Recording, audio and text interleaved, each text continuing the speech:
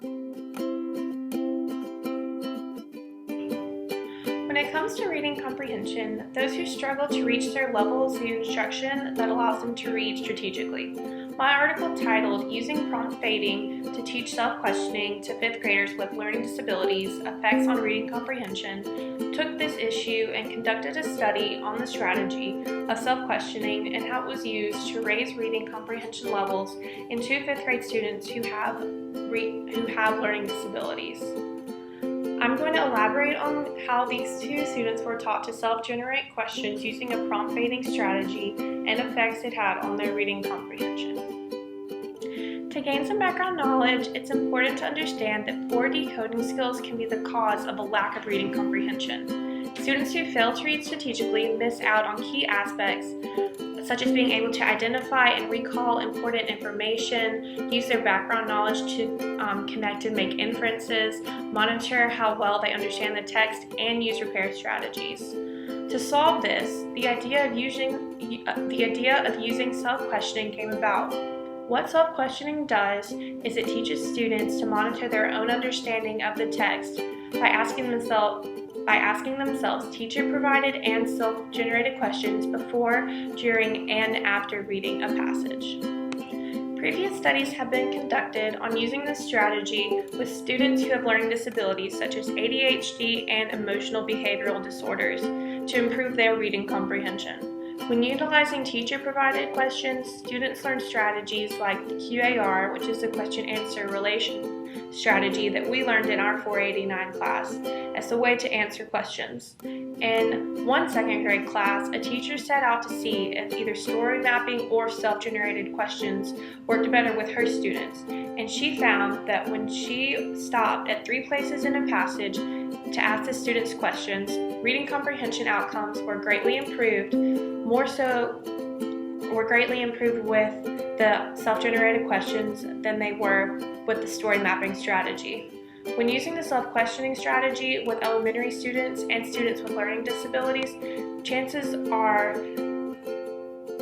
are teacher-provided questions will be the main focus, and when using this strategy with middle and high school students, self-generated questions will be the main focus since older students are able to generate questions better on their own without the teacher's help. The goal of this particular self-questioning strategy is to reinforce and implement the transition into independent self-questioning, because it is this that will allow students to read and learn on their own, which is the goal that we are all striving out to do as teachers.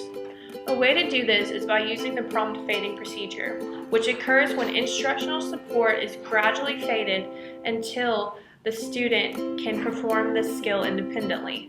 With this particular study, the two students were given expository passages to read with an embedded question after each paragraph. When they accurately answered them, the questions were faded out and replaced with blank lines for students to generate their own questions. Questions to keep in mind when reviewing this study include: number 1, what are the effects of self-questioning package with systematic prompt fading on the reading comprehension of 5th graders with learning disabilities? And number 2, what are the effects of self-questioning package with systematic prompt fading on the generalization and maintenance of reading comprehension of 5th grade students with learning disabilities? The two students that were observed in this study in my article were Cecil and Andrina, two 11-year-olds in 5th grade. They were chosen because they had severe deficits in reading comprehension, as both of their independent reading levels were on a 2nd grade level instead of 5th grade, where the grade that they were in. They both attended a resource room for reading, language arts, and mathematics, and an inclusion classroom for science, social studies, and specials. Data was collected 2 to 3 days per week during 30-minute one-on-one sessions with each participant.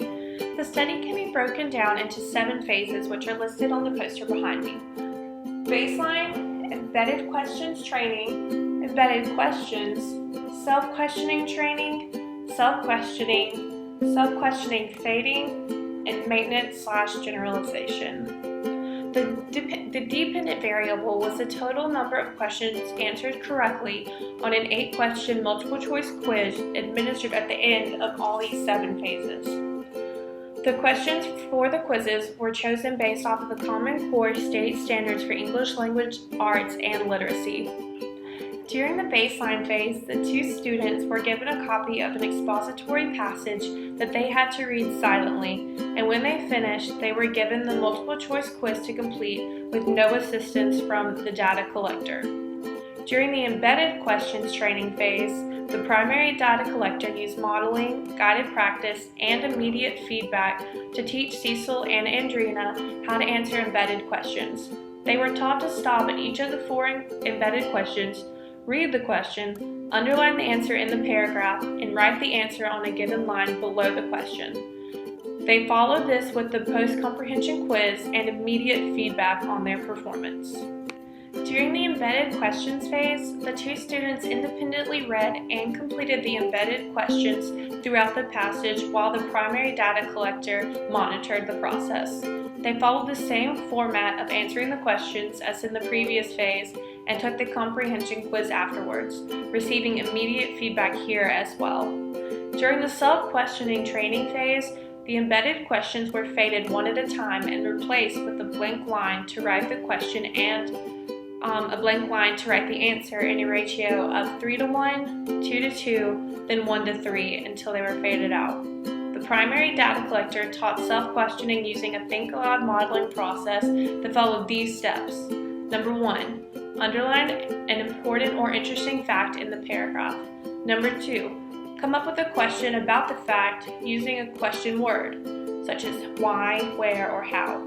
Number 3, write the question on the given line, and number 4, write the answer to the question below the question on the second line that's provided. Guided practice was given with corrective feedback, and at the end of the session, the two students took a quiz and got immediate feedback. During the self-questioning phase, the students were given reading passages with 4 prompts to write a self-generated question and answer to do independently, following the same steps as in the previous phase while the data collector monitored and assisted as well. At the end of this session, the students took the quiz and received feedback. During the self-questioning fading phase, the 4 self-questioning prompts were gradually faded and replaced with small pictures of stop signs until the self-questioning prompts were gone. The stop signs were indicated for Cecil and Andrina to say a question and answer instead of writing it. When this step was completed, the quiz was given and feedback was provided. During phase 7, the maintenance generalization phase, maintenance reading passages were administered 3 and 6 weeks after the previous stage was completed with the two students.